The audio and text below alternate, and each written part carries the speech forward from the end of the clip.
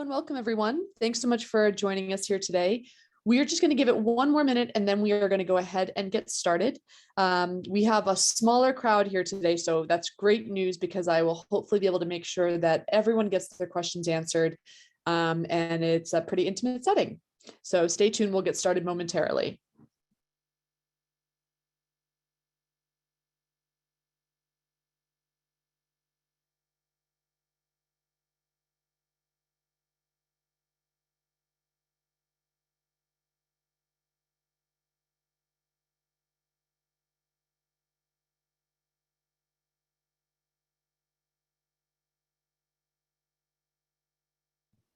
All right, in the interest of time, we're going to go ahead and get started. So just a few housekeeping notes before we begin. This session is being recorded, so if you'd like a copy of that presentation, it can be provided to you afterwards. And if you have any questions throughout the presentation, I'm actually going to ask, since we have a smaller crowd today, if you can just direct those to the chat. I will be able to see them as we're going through. It's just going to be me today. My name is Lindsay Clark. I'm Director of External Affairs here at Savi. And I will do my best to answer those as we are going through the presentation. I'll sort of take periodic pauses and be able to answer those. All right, so before we begin, just wanted to take a quick second to introduce who we are here at Savi. For those of you who might be new to us, I think it's important because there are a lot of actors in the space, some, less than reputable. And, it's important for us to make sure that you're aware of why we are trusted by so many great partners across the country, and especially when it comes to student debt. So Savi is a social impact tech startup. We are based in Washington, D.C. We were founded by policy experts and advocates who had been fighting on behalf of borrowers for over a decade. And in 2017, this was the first year that borrowers could start applying for public service loan forgiveness. And over 100,000 people applied and less than 1% were accepted. And our founders saw this and decided to do something about it. So they created a technology platform and a service to help borrowers like yourselves, like me. I'm a student loan borrower myself. I have a little over $200,000 in student loan debt. So if that makes any of you feel better about your own situation right off the bat, then mission accomplished. But to help us collectively not only better understand and navigate the process of having student debt, whether it's repayment or forgiveness, but actually cross the finish line on some of these programs that have been notoriously difficult for borrowers to achieve success with. And when I speak about that, I'm really referring to programs like public service loan forgiveness with such a low acceptance rate. And so this technology platform helps borrowers to navigate through that and then to actually achieve that best outcome possible. And that's why we're here today, to be able to help you better understand those situations. We're a public benefit corporation, which means it exists in our mission and charter to serve the public benefit. That's exactly why we do things like this. We host webinars for our users almost on a daily basis, to be able to provide you with more information. Because if there's something that, I can attest to myself, it's when you are, better informed as a borrower, you're more empowered as a consumer. That's really what this is all about. So enough about us. We're going to sort of dive into the good stuff here today and talk about some of the changes that have been happening around student loans. And whether you've been following closely or not, a lot has been going on. And so I'm going to try to sort of capture all of this here on the screen right now. And then we're going to sort of transition in talking about some of the major changes that have happened around public service loan forgiveness, this big forgiveness program that the majority of Savi users are eligible for, and that we really try to help you navigate. So first and foremost, let's talk about the payment pause.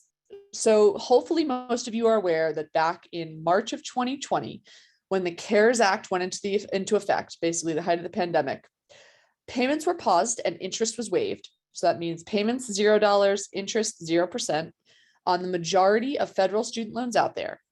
Now, this has since been extended 6 times.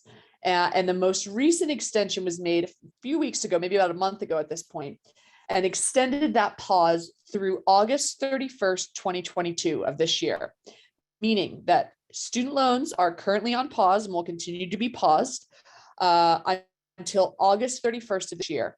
In other words, payments are, as of right now, scheduled to resume in September of this year, 2022. Okay. So that basically means from March of 2020 through, beginning of September, that's a little over 2.5 years where most of us have not had to make payments. And I'm sure many of you share this sentiment. It's been very nice not having to make your student loan payment. And for me personally, it's very much been student loans out of sight, out of mind, except for the fact that I talk about them every day in my job.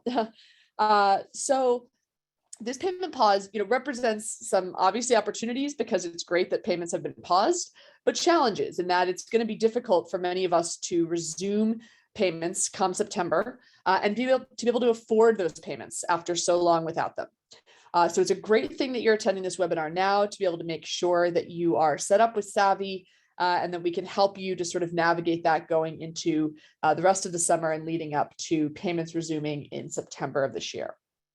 Now, one of the biggest sort of opportunities that this payment pause presents to many borrowers who are eligible for public service loan forgiveness is this. For every month that payments have been paused, so from March of 2020 through August 31st, 2022, it's about 30 months total. For each one of those months payments have been paused, if you've been working for a qualifying employer, okay, eligible for public service loan forgiveness, you are eligible to essentially receive 30 free PSLF credits towards the 120 total required for the program in order to receive full forgiveness on your loan balance. And we're going to talk in more detail about exactly what the requirements for the public service loan forgiveness program are. But this is huge. And I find that many borrowers are actually either sort of misinformed or confused about whether or not they had to be making payments during this payment pause period.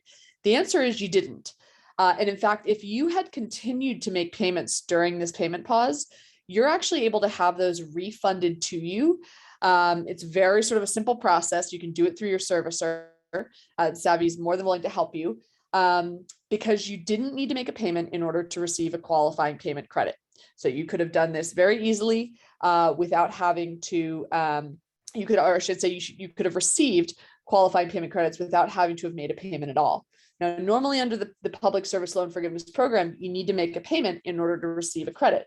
So you're essentially getting 30 free PSLF credits towards the 120 needed. That's a little over 2.5 years into the 10 years total without having to have made a payment at all. So that's a big deal. Just want to make sure that people are aware of that.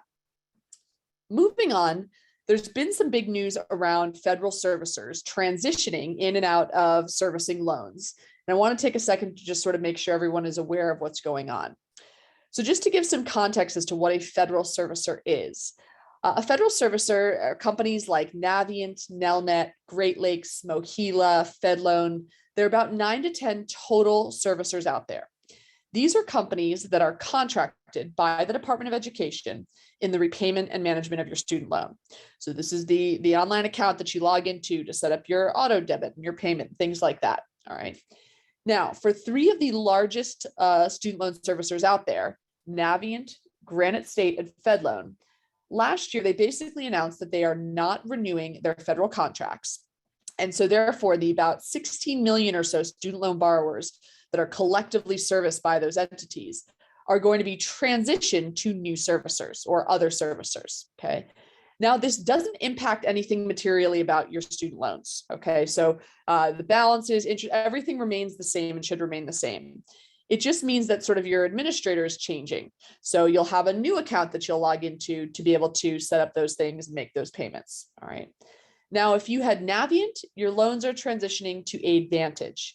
If you had Granite State, they're going to Ed Financial. And if you had FedLoan, well, it sort of is going to depend here. You might have already been transitioned to Nelnet or Mohila, but if you are tracking towards the public service loan forgiveness program, you're likely going to stay with FedLoan until the end of the year, okay? Just to give some more context there, FedLoan is the only servicer that manages the public service loan forgiveness program. So it's taking a while for them to sort of eventually transition out, and they'll maintain sort of administering those loans for the end of the year. However, for those other, borrowers, maybe with Navient or Granite State, if you haven't been transitioned yet, it doesn't mean that you're not going to. it's just going to take a while. The Department of Education can only transition so many loans a month. So it started really at the end of last year. It's going to continue into this year, maybe even into early next year, as far as sort of the full transition of these loans over to new servicers. But there are two pieces of advice I have for anyone who might be impacted. First and foremost, you're going to want to make sure that your contact information is updated with your current servicer.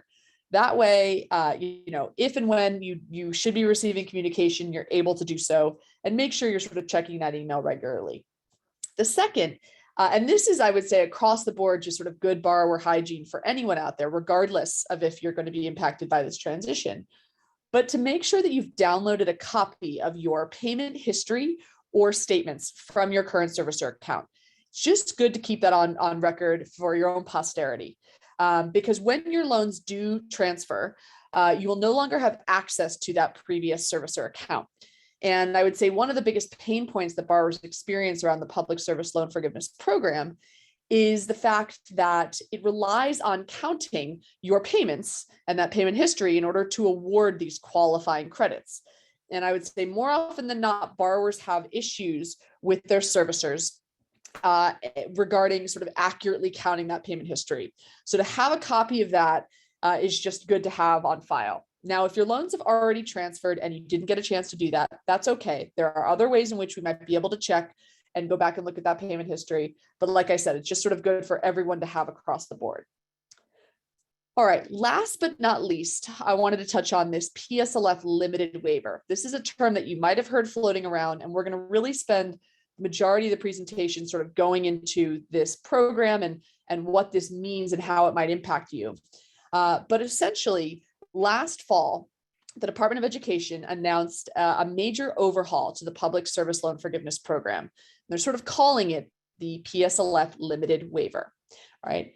Now, this limited waiver doesn't refer to a physical thing like a form or application. It more so refers to a period of time between this past October and this coming October 31st, 2022.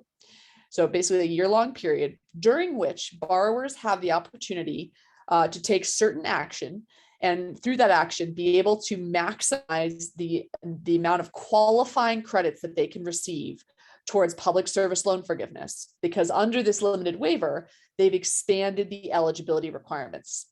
As I'm going to sort of walk you through in a little bit, a lot of these technicalities like loan type and repayment plan kept borrowers out of the program. They were either ineligible or rejected.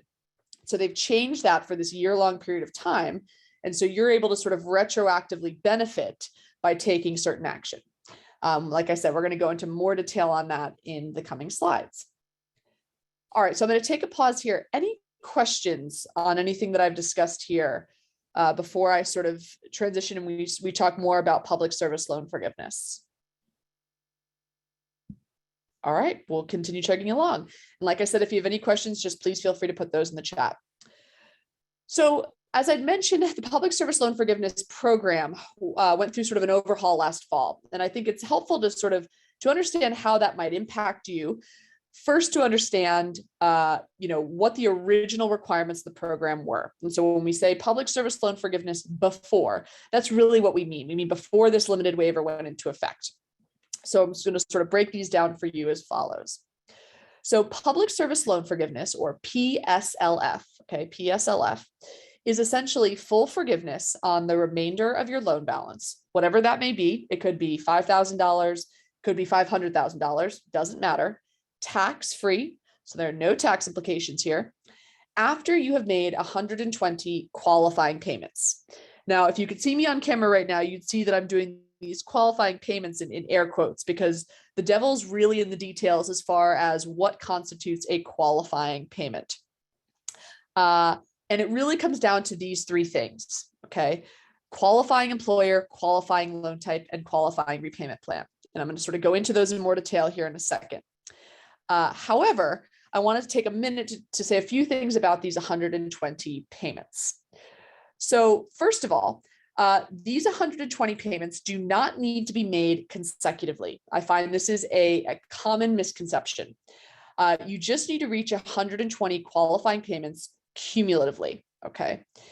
So let's say, for example, you worked in public service for a couple of years, accumulated maybe 24 qualifying credits, and then you maybe took some time off or went to the private sector. Nothing happens to those 24 credits. They just pause while your eligibility is paused. And then if you ever resume your eligibility in the future, you're able to resume accumulating those credits. So again, you just need to reach 120 total cumulative credits. The other thing about these 120 qualifying credits is that you can only receive one qualifying credit per one qualifying payment per one calendar month. Okay, meaning you can't double up on payments and get double the amount of credits for that month. Okay, so in any given calendar year of 12 months, the maximum amount of PSLF qualifying credits you can receive is 12. So if you need to get to 120, you can only receive 12 max a year. You do the math, right? That's why it's 10 years. So the earliest you can achieve forgiveness under this program is 10 years. And that's if you are making them consecutively. Okay, but you don't need to. All right. So just wanted to sort of clarify that because people often have misconceptions or questions. Now, what constitutes a qualifying payment? Well, it's really these three things that need to be achieved simultaneously. So number one, you need to work for a qualifying employer. So this is any government organization at any level, federal, state, local, or tribal, or any non-for-profit 501c3. Okay. The only stipulation here is that you must work a minimum of 30 hours or more a week. All right. So let's say you work part-time at a hospital and maybe work part-time at another hospital. So long as both employers are qualifying employers, okay, so they're non-for-profit 501c3s, and so long as combined you work 30 hours or more a week, you are able to count and basically be eligible for public service loan forgiveness. So you don't just need to be full-time at one institution in order to qualify. You can combine part-time employment, again, so long as all the employers are eligible and you are working 30 hours or more a week cumulatively. Okay.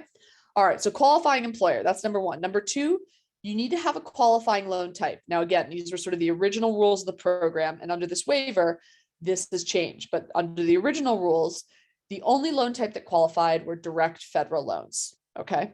Direct federal loans. Now, let's say you had a FFEL loan or a Parent Plus loan. Okay. You would need to consolidate those loans, all right, into a direct consolidation loan in order to make it eligible. And then after that point of consolidation, you could start accumulating qualifying credits, okay? Now, let me tell you how this worked out for many people in real life. These people worked for maybe 10 or more years in qualifying employers, thinking that they were going to be eligible for this program, and they went to apply. And we're told, you don't have a direct loan, you have a FFEL loan. You need to consolidate that loan and basically start back at zero and work another 10 years, make another 120 payments in order to qualify, okay? And to say that this was frustrating is the understatement of the century. Borrowers who had basically been banked on having their loans forgiven, but because of this technicality, were denied or rejected from the program. And we're going to talk about how this sort of limited waiver helps to fix that. But again, this was sort of the original rules of the program. So you had to work for a qualifying employer. You had to have a direct loan. If you didn't have a direct loan, you needed to consolidate into a direct loan. All right. And then you needed to, number three, be repaying that loan on a qualifying repayment plan. And the only types of qualifying repayment plans are income-driven repayment plans. Okay. There are a couple different types of income-driven repayment plans. It doesn't matter which one. But you needed to be on an income-driven repayment plan, and you needed to make that payment for the on-time and full monthly amount. Okay. So you needed to satisfy all three of these things simultaneously: employment, loan type, and repayment plan, and make 120 payments satisfying all three. So let's say you were working for a qualifying employer, had direct loans, but weren't making a payment. You were on a deferment or forbearance. Then that wouldn't qualify. Okay. Periods of deferment and forbearance don't qualify. Let's say you had direct loans, but were on an income-driven repayment plan, but weren't employed. That wouldn't qualify, right? You need all three of these things simultaneously. Now, what did this result in? Well, as I mentioned, or I should sort of backtrack here. The program started in October 1 of 2007. Okay, so you want to think October 1, 2007 to present day is pretty much your eligible time frame for employment and payment history. If you've been a public servant since 1995, unfortunately, from 1995 until October 1, 2007 is irrelevant for the purposes of this program. You're only able to count October 1, 2007 to present, okay? And it's retroactive. So if you're just finding out about this, that's okay. All right, you can go back in time and have past payments counted so long as they are between October 1, 2007 and present. So if October 1, 2007 was the start date, October 1, 2017, 10 years later, right, was the first year that borrowers were going to become eligible for this. And over 100,000 borrowers applied, as I'd mentioned before, and less than 1% were accepted. And the reasons being these technicalities. They were rejected because they had the wrong loan type and were told they needed to basically start over. They weren't in the right repayment plan, told they needed to start over. Their employment certifications were denied incorrectly. All of these technicalities prevented the true promise of the program, which was if you are a public servant and you work 10 years, you can have your loans forgiven. It's as simple as that. And that wasn't able to happen under the program. So basically, since that happened in 2017, there's been a huge push from the advocacy community to basically reform and improve the PSLF program so that the promise could hold true for many, many borrowers. And finally, after many years, this happened last fall, all right, when they announced sort of this big overhaul in the program. And I know I got some questions coming in through the chat, but I'm going to sort of finish getting through this sort of explanation, and then I'll take a second to address some of those.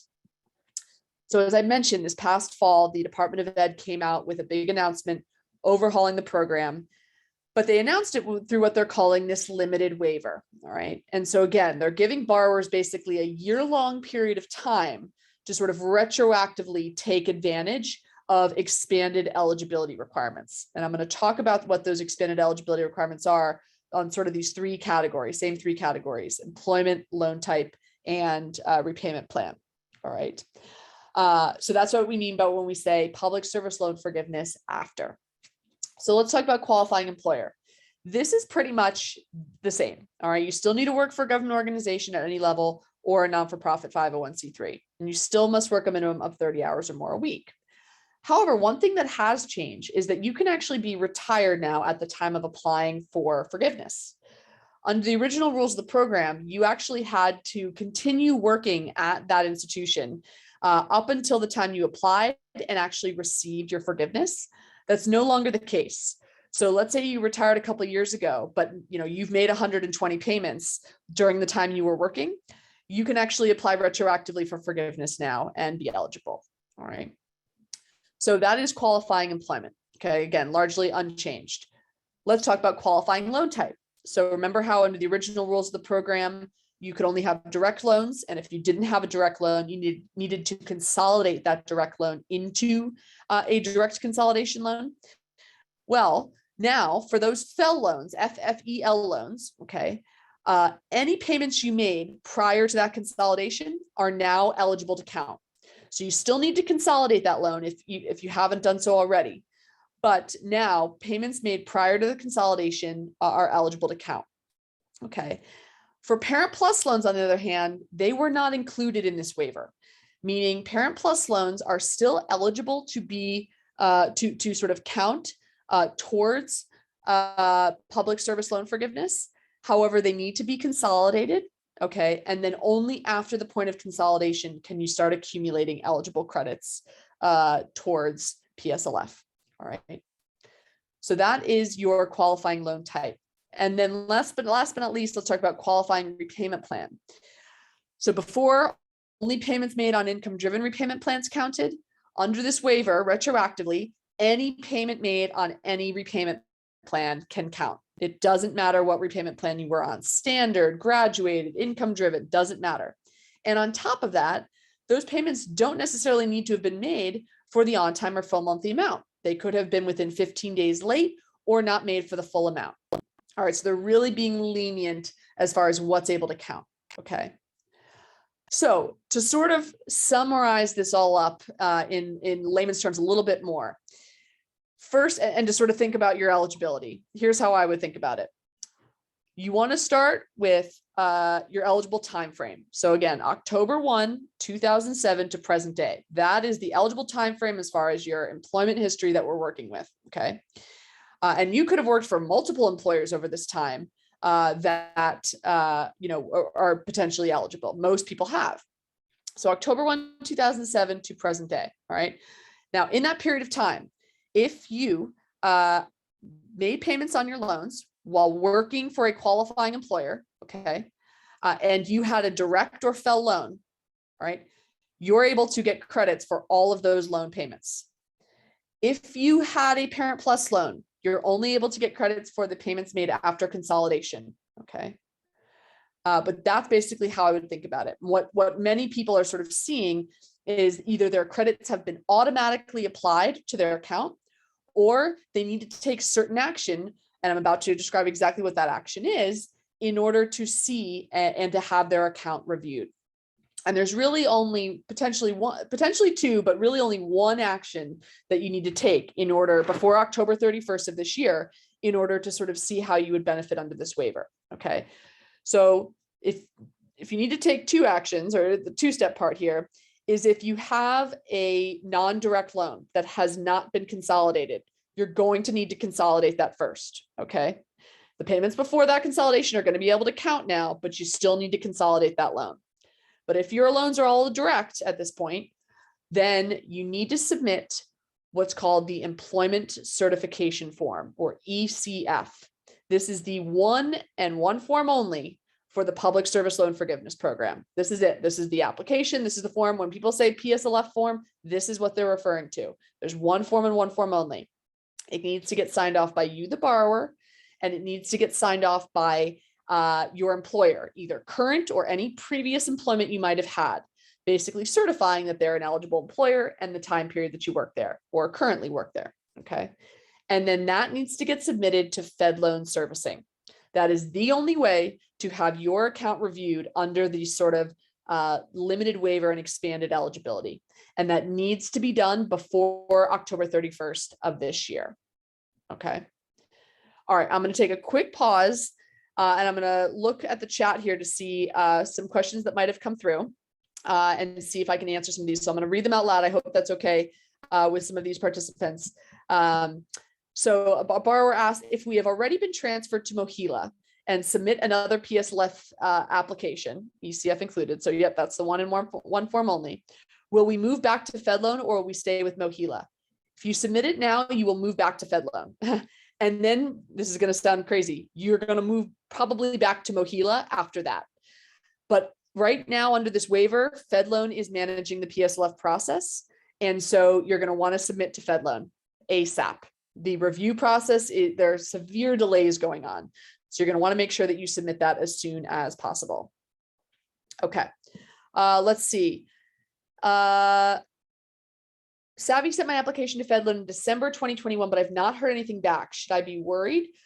Okay, so this is a great question. It is taking upwards of the last time we talked to FedLoan, about 3 months usually for them to review these applications. If you've already got a FedLoan account and have already submitted employment certification forms in the past, it's going to be quicker. But if you are just submitting this form for the first time, it's going to take much longer. So I would say if you have the borrower who asked that, if you have not heard anything from Fed Loan Servicing, you're going to want to reach out to our support team, and this goes out to you, Stephen, because we likely might want to escalate this case, through a federal channel like the Ombudsman, submit a complaint and see if that can trigger a faster review. Because at this point, it's May, you should have heard something by now. All right. So I want to make sure that your contact information has been updated in your account. But yes, you're going to want to potentially reach out to our support team because that's definitely been longer than I've seen, longer than usual. All right. Okay, let's see here.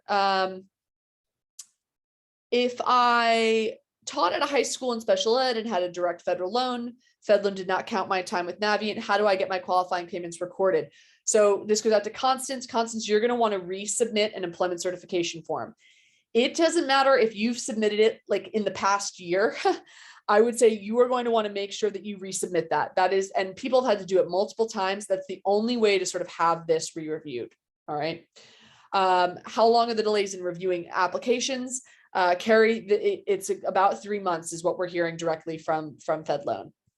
I saw a question come through about how do I determine if the university is a qualified employer? So I'm going to transition in a second here to talk about how the Savi tool can help you with that. And I'm going to show you exactly where you can add your employment. And we have a database of all of the qualifying employers. We'll be able to help you search and see what's qualifying. Okay. I see a question come through, and this might be helpful to answer, out loud, just because others might have been in this situation. So this borrower worked for a qualifying hospital from 1981 to 2010, made small payments, until granted forbearances each year, but haven't made payments since. How do I find out if I qualify for forgiveness? Well, for this borrower, keep in mind, the only period that's going to be eligible is 2007, October 1, 2007 to 2010. So unfortunately, all of those years beforehand are just, the program didn't exist, so they're not eligible. So you'd really potentially only have maybe a 3-year window in which you'd have qualifying payments there. If you haven't made any qualifying payments since, and you are still working at a qualifying hospital or qualifying employer, keep in mind you'd be getting qualifying payments for the past 2.5 years of payment pause. All right. But you probably, let's say we add those up to maybe the 3 years that you had, from 2007 to 2010, that's about 6 years. And then you've still got about 4 left until you'd be eligible. And that's just sort of, that's eyeballing it. Now I see you say you're no longer working, since 2010. So unfortunately, unless you plan to return back to work, you wouldn't be eligible for any forgiveness. Okay. You really, unfortunately, because of when the program started, for lack of a better term, you sort of got screwed over, just as far as the fact that nothing before 2007 is going to be eligible. All right. So we'd want to help you figure out what that repayment looks like, and what the future looks like for you as a borrower. Okay, let's see. I'm going to take just a few more questions and then continue on here. All right. So let's see. I'm already in PSLF and recently received notification that some additional qualifying payment credits might be available to me. Am I supposed to do anything to claim these? So it should indicate whether or not you need to certify additional employment. This goes out to Marcia. I would just make sure that you have certified any additional or any periods of employment that you might have had. And when push comes to shove, or I should say when in doubt, resubmitting that employment certification form is going to be the best bet that you have. All right. Okay, last couple questions here, and then I'm going to sort of show you how to use the Savi tool to get started with this process. And give me 1 second, folks. I've just got to plug in my computer here. It's about to die. Okay. Sorry about that. Okay. All right. So let's make sure that's working. Let's see. Last question I see coming in from Justin. Justin asks, normally during any given year, I submit my employer certification form and re-up my IDR plan. Great job, Justin. And in doing so, my credits get updated. Are you suggesting I don't have to reapply for IDR? So IDR is separate from the employment certification. I would say you should continue doing that exact same thing. And in fact, if the last time you submitted was September 2021, that was before the waiver, you're going to want to submit again to make sure that retroactively any credits you need to claim can be counted. All right. Okay. All right. I'm going to continue chugging along here just in the interest of time, but we will definitely have time for any questions at the end. So how has this sort of overhaul, basically worked out for many borrowers thus far? Well, there were a couple waves of sort of automatic forgiveness that came through. All right. So these are borrowers who had already been tracking towards the program, had already had sort of their accounts updated with FedLoan, and they received sort of this forgiveness immediately and automatically. Then there was sort of a second band, about 27,000, who just needed to certify one additional period of employment, but they were able, and they're going to be eligible for an average of about $100,000 per person. All right. And then we have about 500,000 borrowers who are basically going to be receiving about additional 2 years or so of PSLF credits. They just need to, again, be certifying more of their credits. All right. However, and this is sort of the most important point I can make about this, the majority of potentially eligible people out there who could benefit from this program, and particularly from this waiver, have yet to submit anything. All right, so are sort of outside the system. So just because you didn't receive anything automatically, in no way means that you're not eligible. You simply need to take the certain actions that I outlined before, which is, again, consolidating and then submitting your employment certification forms, or if you don't need to consolidate or already consolidated, submitting those employment certification forms to FedLoan as soon as possible. And that is going to be the way in which you are able to sort of trigger this review. All right. Okay, so someone asked, is the certification of employment difficult? Well, this is a loaded question. Now, I should say it really depends on your employer. Now, Savi, if you are coming in through TIAA and Savi and one of these sort of qualifying employers, we have relationships with all of those employers in which we basically automate this process for you. But I'm about to sort of show you how the Savi Essential Plan, which is depending upon the membership and the network that you're coming through to Savi, it could be subsidized, it might be paid, or you might need to pay. We basically take on that administrative burden for you because it can be quite difficult. Tracking down HRs from 8-10 years ago and getting their sign off and then getting it signed off correctly, then not making a mistake, getting it submitted to FedLoan. When there's a 3-month wait time already, you want to make sure that that document is submitted without human error. And that's what sort of the Savi guarantee is, and submitting it as quickly as possible, because I will tell you, it's oftentimes felt like a full-time job. That's how borrowers have described it to me in trying to get these forms signed off and submitted efficiently and correctly. So, it definitely can be difficult, and that's exactly where Savi is here to sort of help. So I don't want this to sound like the sales pitch part at all, but just to sort of help you better understand how Savi can assist you through this process and what options are available to you. I'm going to sort of talk through some of that now. With your free Savi account, everyone's free Savi account, you're going to be able to see a personalized repayment and forgiveness plan. And this is down to basically the cent as to what that new monthly payment and or forgiveness amount could be. We also monitor for new programs and policy changes. So we're going to be able to let you know as soon as this program or how it evolves, over the coming months, other program changes that might be coming out. There's a lot that's going on. President Biden could announce $10,000 or so in forgiveness. So, we're going to make sure that you are aware of that and everything that's going on as you need to be. But we offer sort of a premium level of paid service. And again, that can be subsidized or could be subsidized depending upon your employer or your membership network. And this essentially allows borrowers to really rely on Savi for doing the heavy lifting. As one of the other attendees noted, Savi submitted my application on this date. We digitize and pre-fill these forms. We submit them on your behalf. We get them signed off by the various HR. We do all of that interaction for you. And then we monitor those applications to ensure they achieve the desired outcome. All right, which can be significant for many, many people. You're also able to benefit from more personalized support from student loan experts. Okay.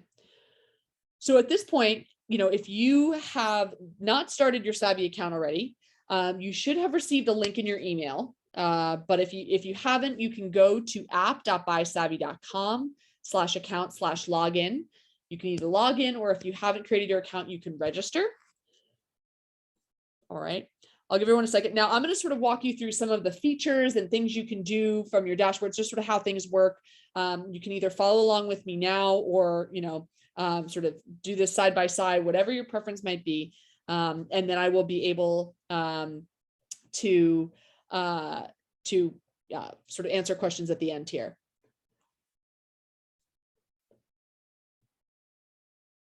Okay. So when you sign into your Savi account, you're able to see your dashboard. And this is sort of like mission control for everything Savi. It's where you're going to be doing a lot of the things, be able to see sort of these notifications. But I think most importantly, it's where we have our application monitoring. So, one of the most frustrating things for borrowers in this process is the lack of transparency and visibility you have into where you are, what's going on, what's taking so long, et cetera. And so this application monitoring sort of helps to solve that. We track the progress of the application, what's been submitted, what we might still need from you, where you are in this process, so that there's full transparency between you, the borrower, and Savi as to what's going on. Also, from your dashboard, you can sign up and register for any of our upcoming workshops. I know we've got a specific workshop coming up just on Parent Plus loans. We've got one coming up just on consolidation, as well as our all user workshops that you're attending right now. You can also invite friends or family. And for many of you, if you invite 3 friends or family, you actually receive a 50% off coupon code for that premium essential plan. That essential plan is where we sort of do all of the administrative legwork for you. And from your dashboard, you can also select your Savi plan. So again, for all of you, this is sort of open to all of our users coming from our different partners and networks. That pricing of the essential plan is going to vary, but from your account, you will be able to see the correct pricing based on sort of the membership organization or employer that you're coming in through. And when you're ready to get started with the Savi process, it's fairly simple. We're going to ask you some straightforward questions around sort of your tax filing status, your income, and your employment. I'm going to pause here because this one's very important. And getting back to the borrower's question from a couple minutes ago, asking about eligibility. We have a database of all of the qualifying public service loan forgiveness as well as teacher loan forgiveness employers in the country. And so you are able to start typing in your employer, and if it comes up in a drop-down menu, you're able to select it and it will indicate whether or not it's eligible. All right, we're going to ask you some further clarifying questions to be able to sort of refine our estimates on your eligibility.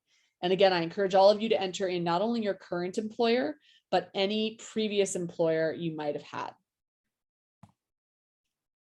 If you potentially are one of those people who is at 120 right now, which would be amazing news, you're able to see so through this screen right here. You're going to see that you are eligible potentially for immediate forgiveness, and you'll be able to follow the prompts accordingly.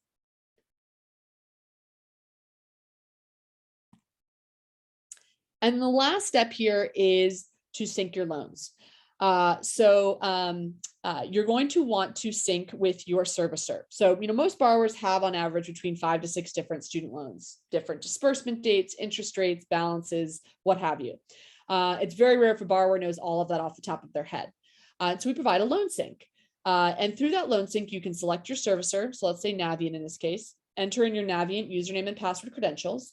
And it's going to sync over a read-only snapshot of that data. So it's not giving us access or anything like that, but just a snapshot. That allows us to refine our estimate as to how much you'd be eligible to have forgiven, what type of loan you have, et cetera. And we use a technology called Plaid. If you have a Venmo account, or in most financial technology apps these days, if you've synced your accounts, you've used Plaid, sort of a best-in-class syncing technology that should seem familiar to you. And then once you've done that, you'll reach this final step. And this is the plan options page. This is where we show you what those options look like. So for those of you who might still need to be in repayment, what that monthly payment would look like when payments resume, what the loan forgiveness could potentially be for those that are eligible, how long until that forgiveness, et cetera. We show you a bunch of different options so you can sort of see the full scope of what's eligible, and you can expand below for more details.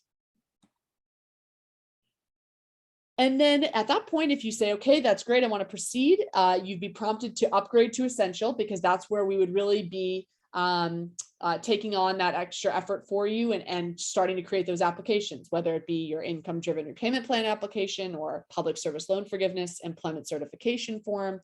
All of those are the things that we do at that point. And then you're also able to contact our support team and work with them one-on-one through Essential. You can start that conversation right from your Savi account. If you decide to continue on for free under our DIY plan, that's awesome. And I encourage anyone to do so. We actually provide you with instructions on how to apply for these programs. You can utilize our help center. All of that content is available to you at no cost. All right, so that sort of ends the formal